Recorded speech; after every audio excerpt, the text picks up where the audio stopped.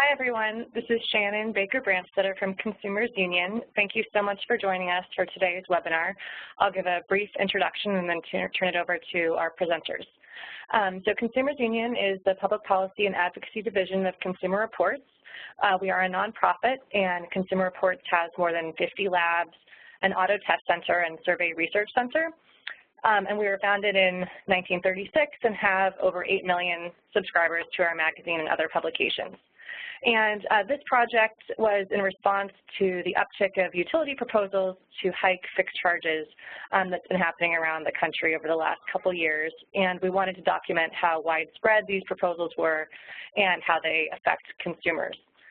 With support from the Energy Foundation, we worked with other stakeholders and asked Synapse to do this important analysis. And with that, I'll introduce our speakers from Synapse. So Tim Wolf is Vice President at Synapse and is co-author of the report, and he will be our moderator today. Tim has more than 30 years of experience in technical analysis of energy and environmental issues and is a former commissioner from the Massachusetts Department of Public Utilities, where he played a leading role in developing the state's aggressive clean energy policies.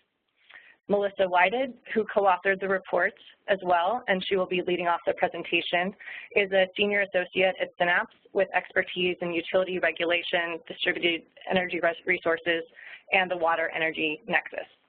Both Tim and Melissa have worked on fixed charges and other rate design issues across the country, from Hawaii to Missouri to Massachusetts. It's been really wonderful to work with both of them on this project. And now let's get started. Melissa will kick us off. So I'm going to turn this over to Tim, who's going to go through some of the logistics. Yes, good afternoon or good morning. This is Tim Wolf speaking, and a couple of preliminary logistics. First of all, we're recording this, and anybody who's registered will circulate this to them. We have you all muted, so no need to try to chime in on the phone, and you're going to remain muted throughout the webinar just to keep it organized. But if you have questions, and by the way, we're going to have a Q&A session at the end, and we very much encourage questions, please send them into the email address on the slide in front of you, webinar@synapse-energy.com. And again, we're going to be answering questions from that during the Q&A session. I encourage you to send the emails as soon as a question comes to mind so we can think through which ones to prioritize. And, you know, we have a chat feature in the webinar. Please use that only if you need to notify the host if you're having any kind of a technical problem or software trouble. So we're going to be talking today about a report just released, and we prepared the report with the support from the Energy Foundation and Consumers Union. Shannon was very helpful throughout the entire process in preparing the report. And you can find it now on our website at the addressed on this slide here. So with that, I'm going to turn it over to Melissa, who will give you the basics, and then we'll have time for Q&A at the end where the both of us will respond to questions. Hi, and good afternoon. This is Melissa Whited. So I'm going to lead off here talking about the background of rate making. And this can be boiled down to 4 distinct steps. When you start with rate making, you start with the revenue requirements. You determine how much the utility is allowed to recover in rates based on test year information on the utility's costs. And then oftentimes a cost of service study is performed where you functionalize the costs into generation, transmission, distribution, et cetera, and you classify those costs as demand-related, customer-related, or energy-related.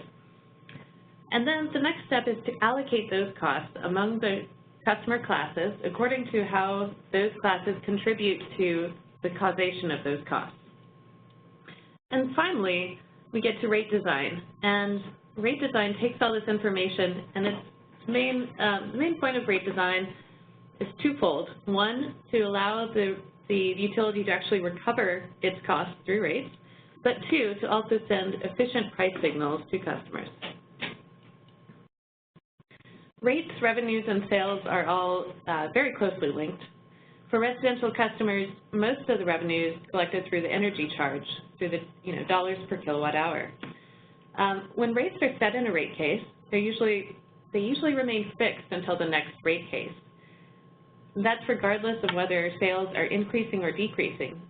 And that means if you have sales declining from one rate case to the next, revenues will also decline. Conversely, if sales increase, revenues for the utility will increase as well. So historically, this has worked fine for utilities because sales were increasing. Recently, though, a lot of factors have contributed to flat or declining sales growth. Those factors are energy efficiency, distributed generation, and of course the economy. So in this graph, you can see from 1950 up until the late 2000s, sales were really increasing for most customer classes. But in the last few years, sales really leveled off for pretty much every class. Now, not all of the utilities' revenues are collected through the energy charge. There are two other types of charges, the fixed charge, which is also called the customer charge, and this is simply a mandatory fee that a customer has to pay on a monthly basis. Generally, the fixed charge is set to recover only customer-related costs. There's also another type of charge called the demand charge, which is dollars per kilowatt of the customer's maximum demand, maybe maximum demand over an hour during the course of the month or 15 minutes. But typically, demand charges aren't applied to residential customers for a variety of reasons. Where there is no demand charge, utilities sometimes argue that the demand-related costs should be recovered through the fixed charge as opposed to the energy charge, and we'll talk about that later. But right now, it's safe to say that utilities want to increase the fixed charge and decrease the energy charge because that helps protect them against any declines in sales, which could lead to declines in revenues. So this graph presents the fixed charges in the major U.S. cities. And as you can tell, they mostly range from about $5 per month to $10 per month. You have a few fixed charges that are lower than $5 per month and a few that are higher, but this is the general range and has been what most customers have been accustomed to. However, one of the really interesting parts of this research was we knew that a lot of utilities were submitting proposals to increase the fixed charge, but until we started actually counting up how many utilities were proposing this, we didn't know the full extent of it.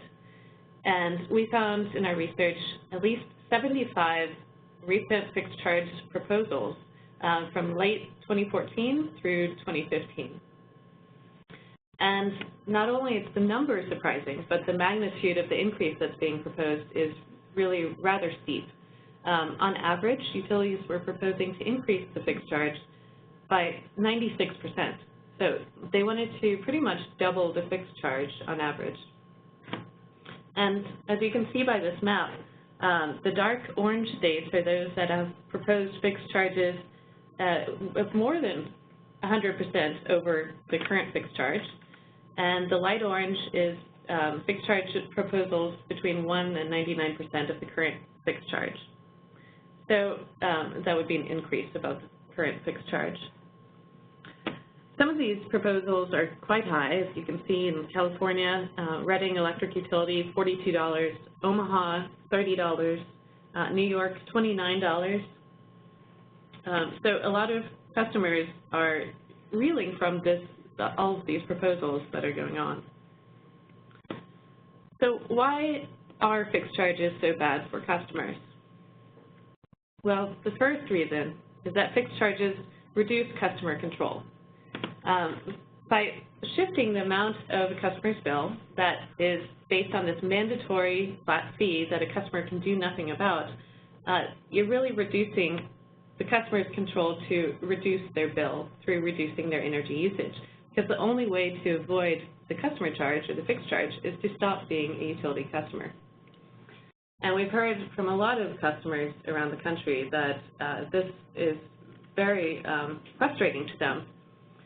As one customer in Connecticut responded, if there has to be an increase, at least leave the control in the consumer's hands. Charge based on the usage, at least you're not penalizing people who have sacrificed to conserve energy or cut their expenses. The second reason why fixed charges are so troubling is because low usage customers are hit the hardest. So this example in this graph shows the impact of increasing the fixed charge from $9 a month to $25 per month, with a simultaneous decrease in the dollars per kilowatt hour charge. And as you can see, as customer consumption increases from left to right in this graph, the impact is really on the left-hand side of this graph, where customer usage is low. A customer who uses only 250 kilowatt hours a month would see an increase of nearly 40% in their bills. And then contrast that to the right side of the graph, where high usage customers actually see reductions in their energy bill. And that's because a greater proportion of a low usage customer's bill is determined by this fixed charge. So any increase in the fixed charge is going to have a much greater impact on them.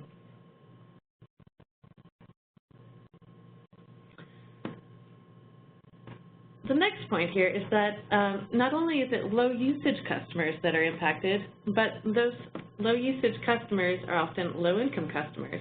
And we see this trend across the United States. This graph shows income groups from the Energy Information Administration's Residential Energy Survey. And you can see that the trend is, as income increases, customer electricity usage increases as well. So that means that low-income customers, they tend to be low-usage customers as well. And we know that low-usage customers are hit the hardest by the fixed charge. The relationship between income and electricity usage holds in just about every state.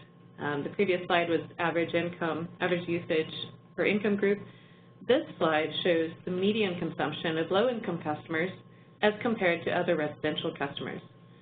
So in nearly every state or region around the country, low-income customers consume much less than their non-low-income counterparts. Another reason why fixed charges are problematic is that they reduce incentives for energy efficiency and distributed generation. And that's because by increasing the fixed charge, there's a commensurate decrease in the energy charge, dollars per kilowatt hour. So as you reduce the dollars per kilowatt hour, you're also reducing any savings that a customer will experience by implementing an energy efficiency measure or by installing a solar panel or other type of distributed generation. The graph here shows different payback periods under different fixed charges. On the top, we have a $9 per month fixed charge, and in this case, which is based on data from a Midwestern utility, the payback period is 19 years. As you increase the fixed charge to $25, the payback period for a customer installing solar increases to 23 years. And if you hike up the fixed charge to $50 a month, the payback period extends to 37 years, which is actually far longer than most solar panels are rated to last. So as you reduce the incentives for energy efficiency and distributed generation, this can also lead to increased electricity usage, because electricity, the cost of electricity is cheaper on a dollar per kilowatt hour basis. And by reducing incentives for energy efficiency and distributed generation, and conversely increasing electricity usage, you're going to be putting more demands on the electricity system. You're going to be using infrastructure more. As peak demand increases, you're going to increase the need to invest in additional generation capacity, distribution capacity, et cetera. In short, increased demand and increased electricity usage leads to more infrastructure investments sooner than you would have had otherwise. And I know that today there's a lot of talk about the Clean Power Plan, but any electricity or energy regulations that could easily be satisfied through investments in energy efficiency are going to become harder, more costly with higher fixed charges. And that's because as you reduce the incentives for energy efficiency, it simply costs more to achieve the same savings as you would have had before. So there are a lot of arguments about fixed charges and that utilities put forward, and a lot of these are based on some misperceptions, misconceptions, and myths. And I'd like to go through some of those right now. And the first one that we hear a lot is that most utility costs are fixed. And the first question to ask is, what do you mean by fixed costs? As any economist will tell you, it depends on your time frame. And we know that over the utilities planning horizon, few costs are actually fixed. So what is the appropriate time frame for rate design? James Bonbright, the patron saint of rate making, argues that the appropriate time frame is actually the utility's long-term planning horizon. Because one of the primary purposes of rate design is to send efficient price signals to customers regarding the long-run marginal electricity costs. And Bonbright argues that the more significant marginal or incremental costs are those of a relatively long-run variety, of a variety which treats even capital costs or capacity costs as variable costs. A very closely related myth is that fixed costs are unavoidable. But again, are infrastructure costs actually fixed, and are they unavoidable? Well, the utility does have a lot of sunk costs in its infrastructure, and these past investments do need to be recovered. And that's one of the purposes of rates, is to recover those costs. But infrastructure costs can and do change over time. Rising demand creates the need for more generation, increased usage causes distribution costs to increase, and infrastructure upgrades become necessary. Utilities don't make future investment decisions based on sunk costs. Rather, they make those investment decisions on a forward-looking basis. And it's customer consumption that's driving those future utility costs or future utility investments. So to provide efficient price signals, rates need to reflect those forward-going, long-run costs. Another myth is this idea that we should rely solely on cost of service studies to do rate design. And that's not true for a number of reasons. The first reason is because cost of service studies are simply one of several different guideposts that should be used to guide rate design. But they don't fully capture all of the considerations that need to be taken into account when designing rates. Another reason is that cost of service studies reflect historical embedded costs and not the future long-run marginal costs that would be required to send efficient price signals. Cost of service studies also focus largely on costs and don't fully account for all the benefits that some customers, such as those with distributed generation, provide to the grid. So because of this, regulators have a very important role in rate design, not just using the cost of service studies to set rates, but in taking into account marginal costs for efficient price signals and taking into account all those benefits that some customers provide. And I love this quote by Carl Rabago, the former Texas Utility Commissioner, who said, "I know of no rate-making or economic principle that finds that cost structure must be replicated in rate design, especially when significant negative policy impacts are attendant to that approach." So another myth that we often see is that demand-related costs are better recovered through the fixed charge than through the energy charge. But in actuality, demand-related costs are highly correlated with energy usage. This just makes sense if you think about high-energy consumers. They tend to be high-energy consumers during high-demand times too. So they typically impose high-demand costs on the system. And this correlation is demonstrated by empirical research. Another myth is that low-usage customers, or DG customers, simply aren't paying their fair share of the grid costs. The truth is actually much more complicated.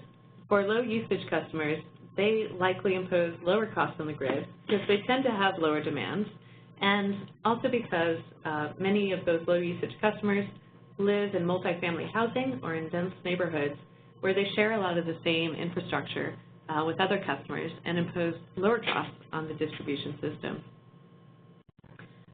Distributed generation customers may or may not be paying their fair share, but simply implementing a really high fixed charge does nothing to evaluate whether or not there is any cost shifting going on and whether or not those customers are overpaying or underpaying their share of the cost. In some cases, distributed generation customers have less costly load profiles than non-DG customers, and a lot of them put electricity onto the system during peak periods when the electricity is very valuable. So rate design really needs to account for both the benefits and the costs of distributed generation customers when designing rates. So as I mentioned, we looked through 75 different rate cases that were going on with utility proposals for higher fixed charges.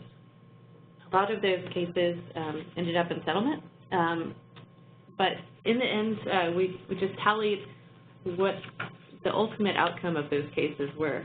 I think there were about 50 of those cases that were decided during our study period, and of those, 41% were rejected in full. The fixed charge was completely rejected. In 33% of the cases, the fixed charge was scaled back. And in only 25% of the cases, the fixed charge was approved in full.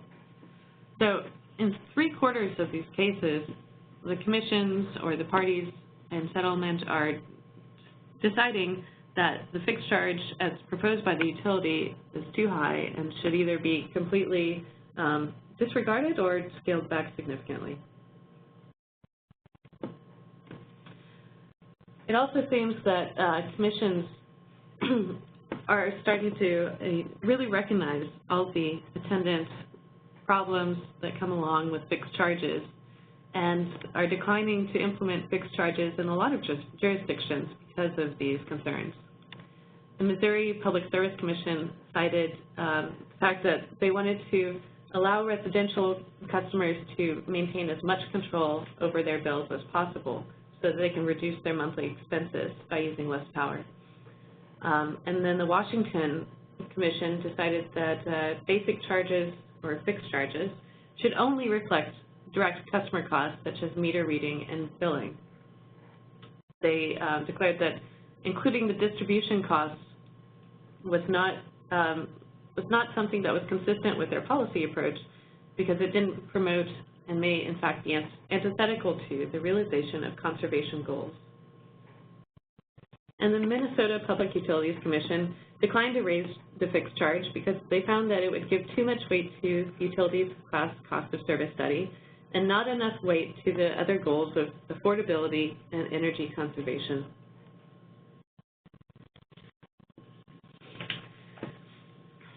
So there are a lot of different options that regulators have and utilities have instead of fixed charges. The first one, of course, is just to do nothing, and that may be the best approach when there's no actual need yet to increase the fixed charge because there's no imminent threat to utility revenues. What we've seen is that in a lot of cases, utilities are reacting somewhat preemptively to concerns that they have about what the future holds. But that doesn't mean that any change needs to be implemented right now if there's no actual significant threat to their revenues. Where there is a threat, one means of coping with that is to implement more frequent rate cases. Rate cases can be costly. There are advantages and disadvantages to this approach, but it certainly is one avenue that utilities have to have their rates reset when necessary. Minimum bills can provide a good interim measure. Minimum bills simply set a minimum amount that customers must pay each month, but they only really apply to customers who would not otherwise reach that threshold. For example, in California, several utilities have minimum bills of, I believe it's $10. So only customers that use so little energy that they would not otherwise pay $10 a month pay that minimum bill. And this ensures that all customers are contributing something to the fixed costs that the utility has. Demand charges are being increasingly proposed by utilities. They actually might not be such a good option, especially for residential customers, because they have some of the same problems as fixed charges in that residential customers are not often able to actually monitor their demand or easily adjust their demand. Time of use rates are one of the better options because they more accurately reflect the actual cost of electricity and demand during different times of the day. But of course, they're limited to where those meters are capable of measuring interval consumption. And then there are distributed generation specific tariffs, such as value of solar tariffs. And these should be based on a full accounting of the benefits and costs of these distributed generation resources through an independent proceeding. Of course, these value of solar tariffs and other tariffs can be difficult to design, but they really help address any issues of cost shifting if there is a concern that that's happening. And especially where distributed generation is increasing significantly, this is a good option. All right, with that, I'll open it up for questions. Thanks very much. Thank you, Melissa. So we have a few questions here, but we have plenty of time to dig into some of these issues. So please feel free to send us your questions as we proceed. I have one here I'm going to start with, and it has to do with the payback period you refer to. Does the payback period you refer to, are you thinking of the customer perspective there, or when photovoltaics, DG might reach grid parity? Here, we're talking about the customer perspective. So if a customer is to invest in a system for their house, you know, they're going to consider what their personal payback period is, and they're going to think about what the actual costs are for the solar installation, but also what they're going to be receiving in compensation for any electricity that they push onto the grid or offset their own electricity usage with. And of course, a higher fixed charge makes the dollar per kilowatt hour charge lower, so it makes that energy that they're putting onto the grid or offsetting their own usage with much less valuable to them. Okay, we have a question here about your points about the income, low-income usage relationship. And that question is the relationship between low usage and low-income customers, does that hold up if you control for housing type, number of residents per household? In other words, is it possible that there's a higher percentage of low-income persons living in multifamily dwellings and a higher percentage of low-income seniors, for example, in smaller households, and that explains the difference in consumption more than the fact that they're low income? It's more a matter of their housing type and their housing stock and their demographics. Yes, I think all of those variables play a very important role, and this analysis is just a simple relationship between low income and energy usage. But of course, a lot of those variables are correlated within, among themselves. We have not attempted to tease that out, but yes, it's more than just income that determines this. And so this is Tim speaking. I have the interesting task of both asking the questions and helping to answer them. But I would just add that regardless of the cause, the evidence suggests that low-income customers are more likely to be lower usage customers and therefore more likely to be negatively impacted. We have another question here. Could you provide guidance regarding the measurement and evaluation of benefits associated with, well, in this case, DG, and how that might affect the rate design? Sure. There's a lot of great resources out there on how to evaluate the costs and benefits of DG, such as solar. A number of studies have gone about this.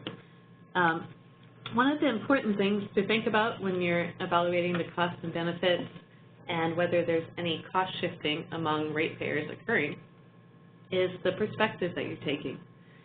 So other ratepayers may be impacted negatively by distributed generation. If distributed generation causes the utility's revenue requirements to increase. Or on the flip side, those customers may actually be positively impacted by distributed generation if DG causes the utility's revenue requirements to decrease. So I would recommend looking at the costs and benefits of distributed generation from several different perspectives, but for cost-shifting concerns, looking at how the utility's revenue requirements are impacted is the important perspective to take.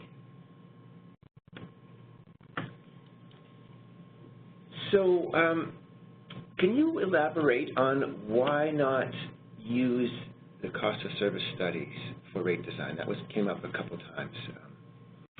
So cost of service studies, they provide a lot of useful information, but first of all, there's a number of different ways that they can be conducted, a number of different techniques and methods, and that means that different analysts can come to very different results based on their assumptions and the methods used. So it's important to just recognize that to start out. And then the cost of service studies, as I mentioned, they're based on embedded costs.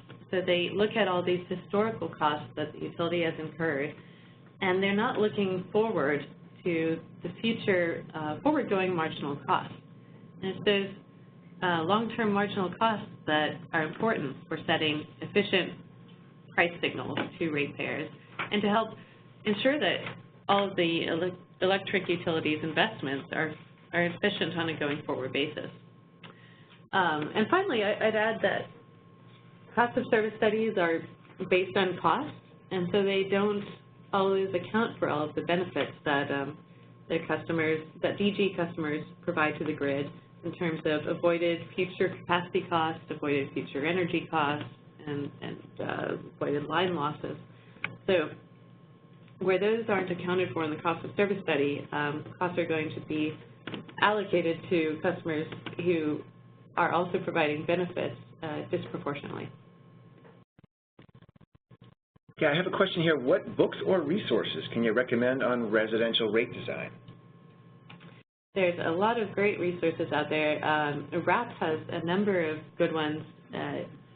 They've come out with one on minimum bills and then smart rate design recently. And rate design for distribution utilities from 2000 by Frederick Weston is a really good resource. And of course, Von Bright's 1961 version of his rate design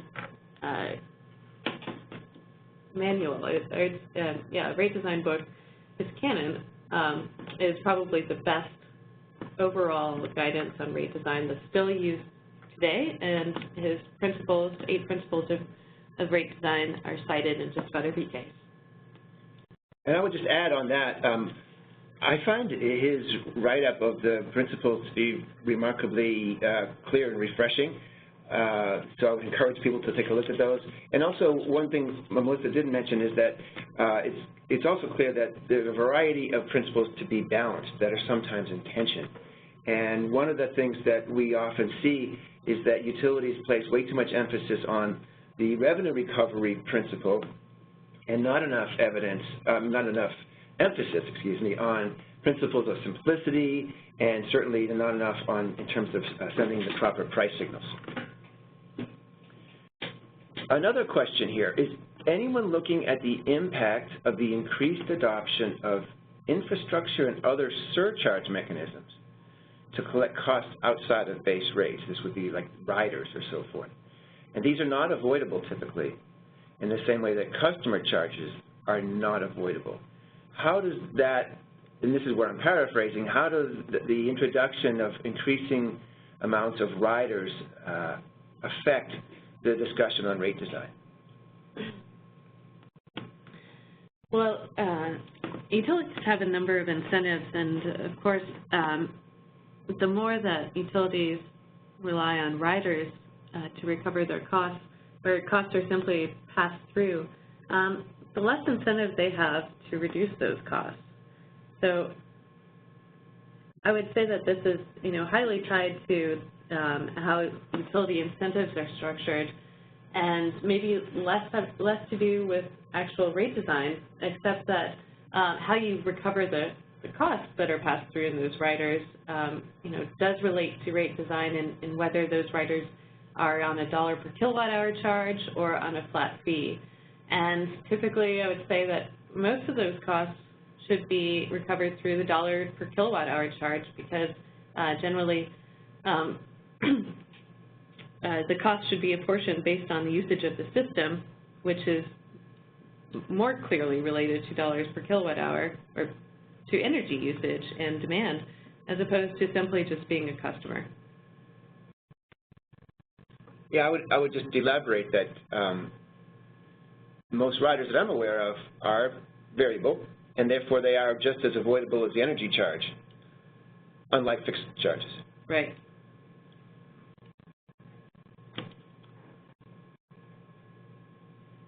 Give me just a moment here. We have several emails. I will say, if you have questions, send them in. I've got several that I'm sifting through, but this doesn't mean you shouldn't send more, because we do have some time.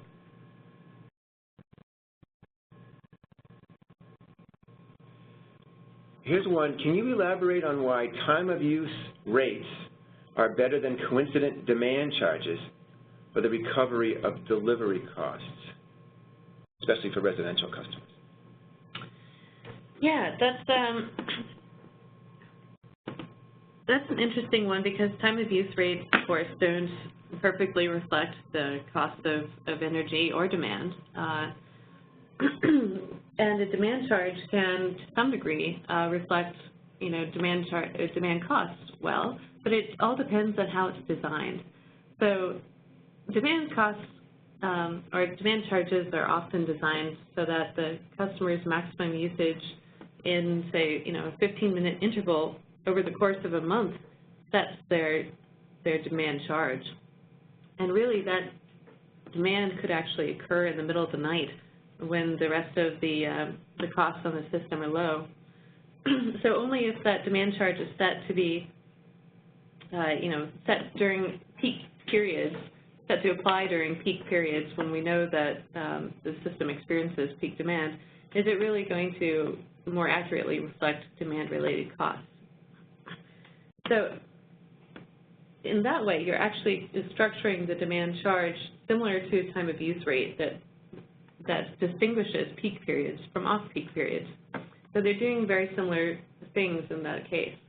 I would say that the time of use rate is more accurate because it's, or tends to be more accurate because it reflects the cost of generation and delivery, in that rate.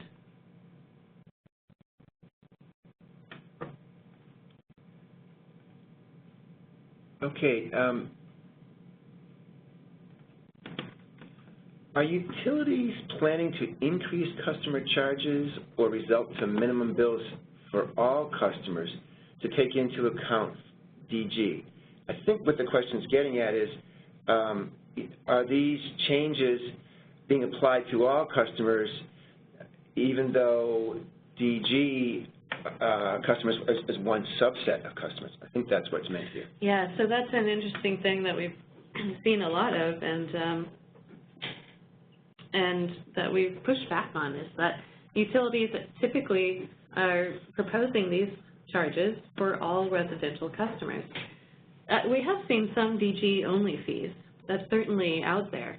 But in a lot of cases, the utilities are proposing, a solution of higher fixed charges or minimum bills for all of the residential customers when they're really concerned about cost shifting from a very small subset of those customers. Now, they may not have actually done a study to determine whether there is any significant cost shifting going on, but if there were, of course, the alternative would be to apply a DG-specific fee as opposed to increasing the fixed charge for all residential customers when that's not really the issue. And I would add, DG-specific fees have been proposed in some cases, and I've seen them proposed such that they're designed to capture only the incremental costs associated with DG, maybe administration costs for net metering or interconnection costs. They tend to be like a one-time fee $25 maybe, something on that order. And it's very, very different than having a large fixed charge. Can you say something about performance-based rate making and how that might play into to this sort of discussion and these issues? Sure. So performance-based rate making takes a different approach to setting revenues and revenue recovery. If you have a revenue cap for performance-based rate making, you're going to be severing that link between sales and the utility's revenues in a way that you don't have under traditional cost of service regulation. So that's one way that performance-based rate making or regulation can influence rate design and the utility's incentives to implement fixed charges. In addition, performance-based regulation, you can implement a lot of performance incentive mechanisms under that. So a utility can actually be rewarded and receive increased revenues for reducing the interconnection cost of distributed generation or otherwise supporting energy efficiency or other means that might be beneficial to ratepayers. So performance-based regulation can definitely help reduce some of the difficulties that utilities have in recovering their revenues, and can provide the proper incentives for utilities. But at the same time, I should say that it can be very complicated to design a performance-based regulation system that provides the correct or adequate suite of incentives that balance one another. Okay, here's one. What is the best empirical evidence that reduced volumetric rates lead to increased electricity consumption? So there have been a number of studies done. First of all, I mean, it's theoretically reducing the price of anything, increases demand for any normal good. But empirically, studies have shown that, for small changes in electricity costs, the effect is actually rather small.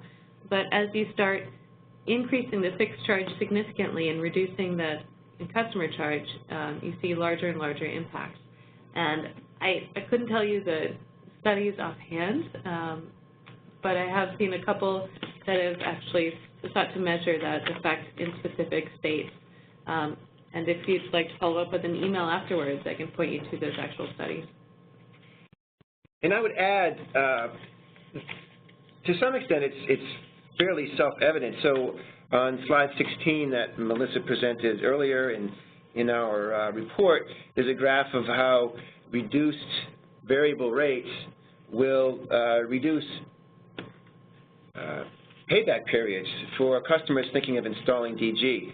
And actually, I've done similar calculations in other states where it's even more dramatic, where before the rate increase, the payback period was like 11 years, which is fairly, reasonable. Something a customer might adopt that. But then the increased fixed charge proposed by the company pushed that out to 21 years, which starts to look very, very uneconomic to most people. So while there is some empirical evidence, there's also just some fairly obvious facts about how customers might or might not respond to such variable rates.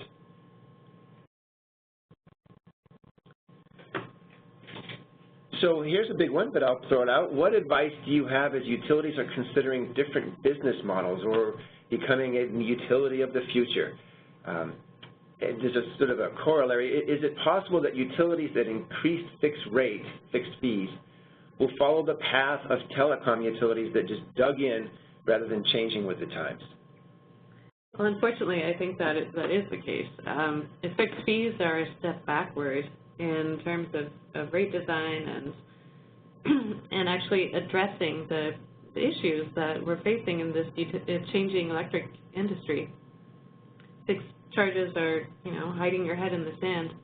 And unfortunately, because the only way that a customer has to avoid a fixed charge is to stop being a utility customer, you may see increasing utilities, increasing customers defecting from the grid. And as customers leave the grid, you know, as they adopt solar with storage or what have you, then that leaves the rest of the customers, a smaller subset of customers, then to shoulder all of those historical costs.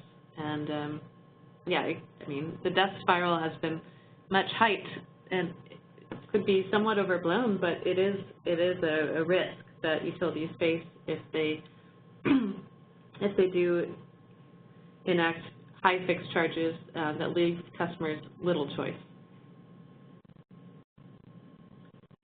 Would the argument around cost shifting only apply if growth in load were less than the growth in the solar generation capacity? I think what that means is, does load growth help offset the growth, the impacts of lost revenues from solar generation, and how does that affect cost shifting? Yeah, so load growth definitely helps. You know, as as sales increase and revenues increase, you know, utilities are better able to collect their revenues. But I think the larger question is, what are the actual avoided costs that DG is helping to avoid and, you know, reduce the electric utility system costs, or is DG on the whole increasing those costs, and by how much? And that's really an empirical question that depends on the utility's specific situation and what avoided costs distributed generation can help avoid. So I think that, you know, a small percentage of DG customers is probably going to have very little impact on costs being shifted at all. As DG customers grow, you might see higher distribution costs needed to integrate all that distributed generation into the grid, and you need to balance that against the avoided costs. Okay, so what jurisdictions, are you aware of any jurisdictions that have proposed DG-specific fees? And similarly, what jurisdictions are you aware of any that have proposed, that have approved DG-specific fees? So how many proposed, how many approved? You know, that's a great question. It's a bit beyond the scope of this particular study, because we were actually not focused on DG fees at all here. We were focused on fixed charges for all residential customers. So offhand, I know of a number of jurisdictions such as Salt River Project and Hawaii where DG-specific fees have been proposed, not always adopted, and I know that they've been proposed elsewhere as well, but I'd have to actually sit down and go through and, you know, tally that up. It's, in some cases, the fixed or any fee for DG customers has been quite small. It's been proposed, but in other cases it's been significant. In Hawaii, not only did they propose a fixed charge of $65 per month for all residential customers, but then on top of that they proposed an additional fee for distributed generation customers that I believe is an additional $15 or $20 per month. So that would significantly dampen any of the economics for distributed generation in Hawaii. Okay, so how do you respond to the argument that utilities stand ready to serve DG customers when their systems are not operating, and thus allocate costs to DG customers based on their total consumption as opposed to allocating it based upon the delivered energy? Okay, could you repeat that? Sure. So how do you respond to the argument that utilities stand ready to serve DG customers when their systems are not operating? It's the whole concept of a standby charge. Right. You know, they're standing by ready to serve the customer whether the DG's up or not. And then utilities use this to allocate costs to DG customers based on the total consumption, ignoring basically the generation from the DG. So in general, standby rates were are not optimal unless they are based on a full accounting of the costs and benefits of distributed generation. I think that, in general, we've moved past that to more sophisticated rate design for distributed generation customers. Of course, utilities do need to be able to serve distributed generation. But at the same time, distributed generation is providing benefits back to the grid. And that's not always accounted for when utilities are proposing standby rates.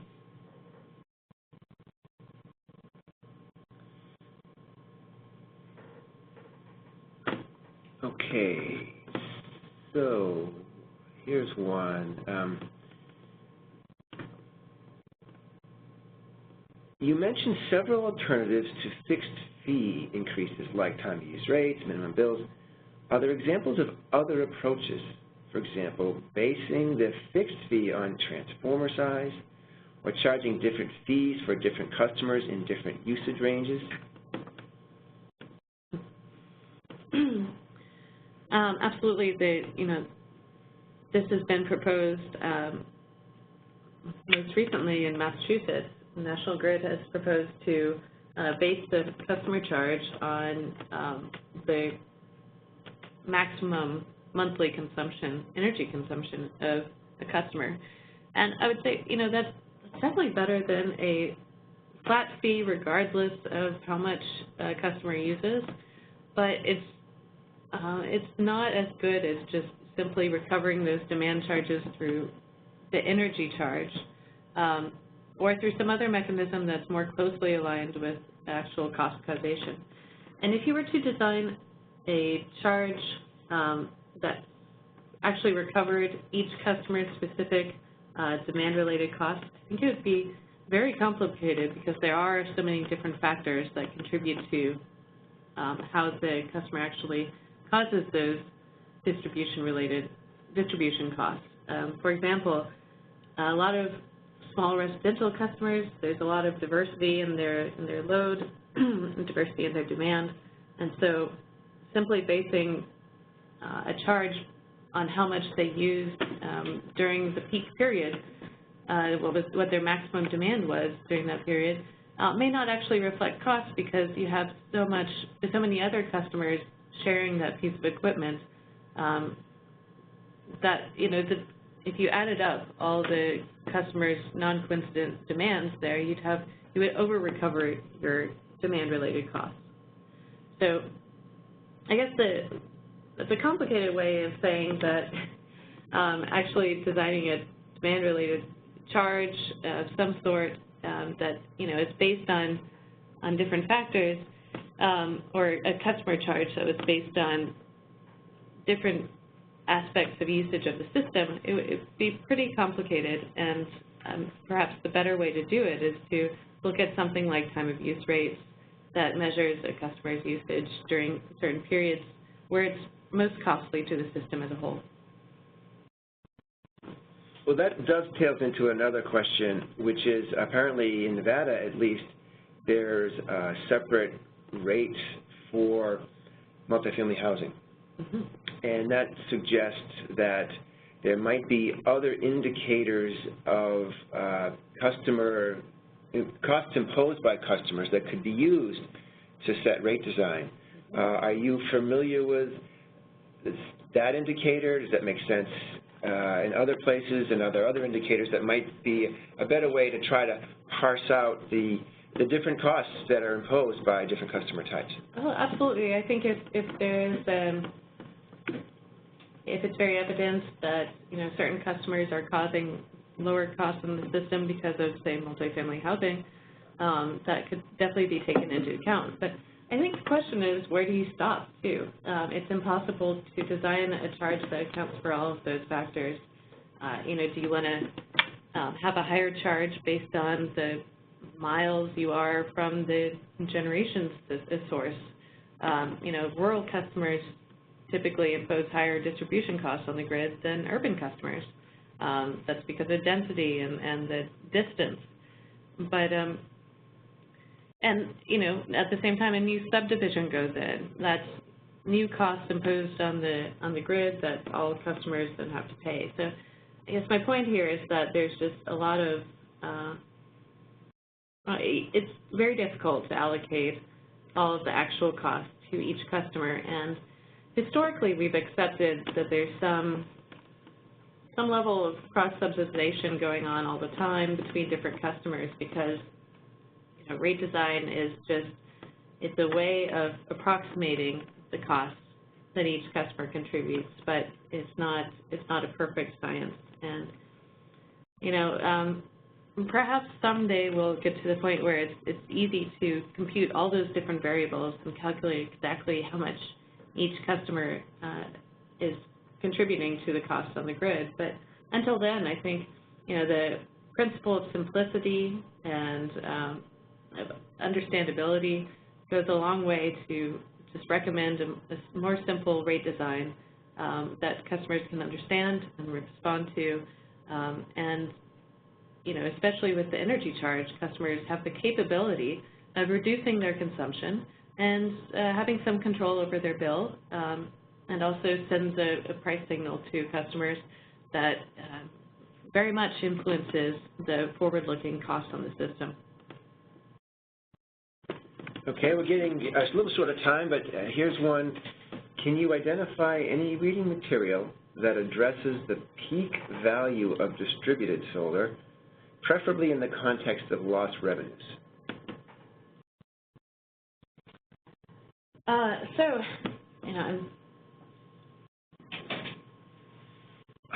In terms of reading material, I think the peak value of solar is going to be, again, fairly jurisdictionally specific, but there's a lot of principles for how to evaluate capacity value in for example, IREC's rate-making handbook there for distributed generation, a regulator's handbook.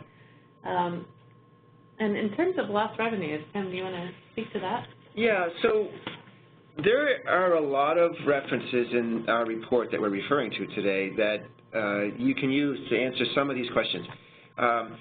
We did take a look at, I think it's 26 or so value of solar studies, and a lot of them do a pretty good job of identifying what the peak value of solar might be. Of course, it's not an easy art or science even to nail that down, but what I find lacking in a lot of these is how lost revenues are treated.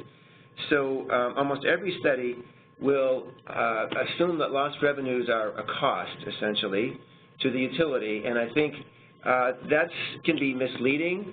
I think there are better ways to account for lost revenues than just assigning them a cost. It tells you a little bit about whether costs will be shifted, but it doesn't really tell you the real implications of that. More importantly, I find one of the most significant pieces that are missing from most of these studies, if not all of them, is an assessment of the costs and benefits of the value of solar under the perspective of present value of revenue requirements.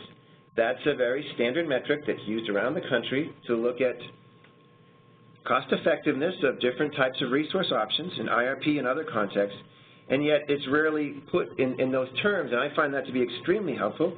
And when it comes to PV and a lot of DG, you can see that those resources are extremely cost effective in terms of how they affect revenue requirements, a very important indicator. We show this, some of the results of some of these studies in Figure 10 of our report, if you want more information on that. Now, I see we're close, we're at the end of our time. We have some more questions here we weren't able to get to, but we can respond to those via email offline, so I hope no one feels like they've been left aside. But I think with that, we need to close it up. Are there any closing remarks from Shannon before we do? No, thank you all, and thanks everyone for joining, and thanks especially to Tim and Melissa for doing a terrific job. Thank you all. Thanks all.